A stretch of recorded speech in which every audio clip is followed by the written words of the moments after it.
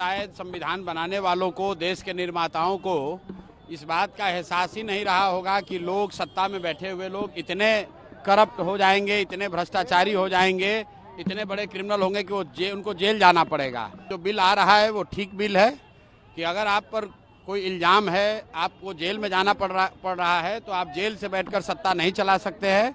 तो ये कानून जहाँ तक मैं समझता हूँ ठीक है।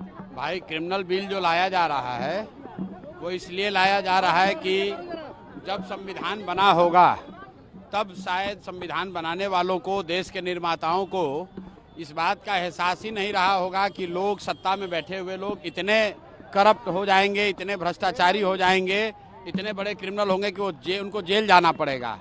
और उससे भी बढ़कर कि वो जेल जाने के बाद भी अपना पद नहीं छोड़ेंगे।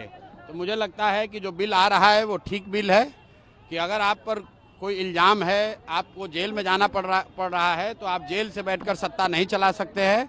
तो ये कानून जहां तक मैं समझता हूं ठीक है। देश में मुख्यमंत्री सुरक्षित नहीं है सर, आप बिना सुरक्षा के चलते देश में मुख्यमंत्री सुरक्षित नहीं है। मेरे भाई, देखिए ऐसा है, बहुत लोगों को लगता है कि बिहार में अगर आपको नेतागिरी करनी है तो आपको सुरक्षा लेकर चलना है। यहाँ पर कोई मुखिया भी बन जाता है तो 4 गो गार्ड लेकर चलता है।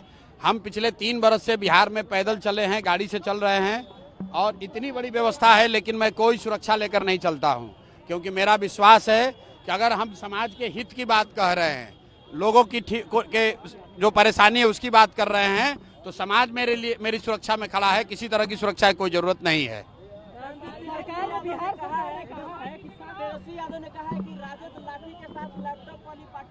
चलिए, कम से कम तेजस्वी यादव ने स्वीकार कर लिया कि ये गुंडों की पार्टी है। बताइए, सभ्य समाज में अगर कोई कह रहा है कि हमारा पार्टी लाठी वाला पार्टी है तो उनको वो वही बात कह रहे हैं जो समाज राजद के बारे में कहता है। हम लोगों ने पहले कहा है कि राजद लाठी वाला, कट्टा वाला पार्टी है। जब इनकी सरकार थी तो लाठी, कट्टा, बंदूक, अपहरण, रंगदारी यही बिहार की पहचान थी। तो मुझे सत्य को बहुत देर छुपाया नहीं जा सकता है। तेजस्वी यादव ने स्वीकार कर लिया है कि ठीक है, हम लोग की पार्टी लाठी और कट्टे वाली पार्टी है। सीएम नीतीश कुमार 7,000 रुपया देने का ऐलान किया बाढ़ पीड़ितों को। भाई, 20 वर्ष से तो बाढ़ की समस्या से निपटारा कर नहीं पाए। यहीं कोसी में 2008 में जो कटाव हुआ था, आज तक लोग विस्थापित हैं, उनको कुछ राहत नहीं मिली। पूरा सीमांचल में बाढ़ आया हुआ है, पूरा भागलपुर, मुंगेर के गांव कटे हुए हैं। ये हर बार बाढ़ जो है इन लोगों के लिए कमाने का संसाधन है। जल संसाधन विभाग सबसे बड़ा उगाही विभाग है। बाढ़ से लोग परेशान होते हैं और सत्ता में बैठे अफसर और नेता कमाई करते हैं। इसलिए बाढ़ पर ये लोग क्या कर रहे हैं, इससे जनता को कोई लेना देना नहीं है। जनता देख चुकी है, 30 वर्ष में बाढ़ की समस्या ना खत्म हुई, ना इस तरीके से आगे खत्म होगी।